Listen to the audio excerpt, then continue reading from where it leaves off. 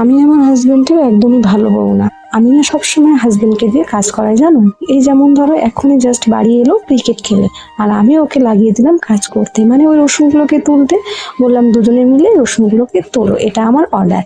কিন্তু আমার অর্ডার তো ওদের মানতেই হবে, যেহেতু ওরা ক্রিকেট খেলে এসেছে, আর আমি যেটা পছন্দ করি না সেটা করেছে। তো তাই কিন্তু হাজবেন্ড হাসি মুখে বলছে ঠিক আছে, আজকে শেষবারের মতো রসুনগুলোকে আমি না হয় তুলে দিলাম। তাই এখানে কিন্তু বস্তার মধ্যে লোড করা হচ্ছে। বস্তাতে এই কারণে রাখা হচ্ছে যেহেতু ওই রসুনগুলো শুকিয়ে গেছে, সাইজটা তো অনেক ছোট তোমরা জানোই। তাই কিন্তু রসুনগুলো অনেকটা শুকিয়ে গেছে, ওইভাবে কিন্তু রসুনগুলোকে একেবারে কিন্তু বস্তার মধ্যে রেখে দেওয়া হবে। তারপরে দিকে চলো তোমায় দেখাই আমি গোয়ালঘর আমাদের। মানে সন্ধে হয়ে গেছে, তো সব গরু ছাগলকে কিন্তু বাড়ি নিয়ে আসা হয়েছে। ভিডিওর মধ্যে তোমরা দেখতেই পাচ্ছ এখানে কত হারে যে মশা আর মাছির উপদ্রব হয়েছে। মানে গরু ছাগলেরও একটু কিন্তু শান্তি করে ওরা কিন্তু থাকতেও পারছে না। আর এদিকে আমি ভিডিও করছি বলে আমার ছেলে আমাকে দেখে না রাগে জ্বলে যাচ্ছে। ও বলছে আমি কেন কাজ করছি না, প্রত্যেকদিন তো আমিই করি, কিন্তু ওরা তো একদিনও করে না। তো তাই আজকে শেষবারের মতন ওদেরকে বলছে যে তোমরাই করে দাও।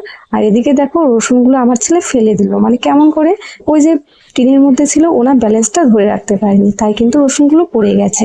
আর এদিকে না আকাশের অবস্থা কিন্তু খুবই খারাপ, মনে হয় বৃষ্টি আসবে, কিন্তু আসবে না মনে হচ্ছে। তো যাই হোক, এদিকে দেখো রান্নাঘরে এসে দেখি তিনটে ছাগল ঘরে ঢুকেছে, জায়ের, আমার আর আমার শাশুড়ির। আর আমারটা তো এত বাজে, মানে দরজার থেকে বেরোবেই না ও। ও কিন্তু ওখানেই দাঁড়িয়ে আছে। আর এখানে ঘরে এসে দেখি আমার সব কিছু খেয়ে একেবারে শেষ করে দিয়েছে, আলু রসুন পেঁয়াজ সব। এদিকে হাজবেন্ড বস্তাটা ঘরে এনে রেখে দিল, আর এখানে আমাকে দেখাচ্ছে বডি। জানা বডি, মানে বডি দেখে তো একদম পুরো আমি ফিদা হয়ে গেছি ওর উপর।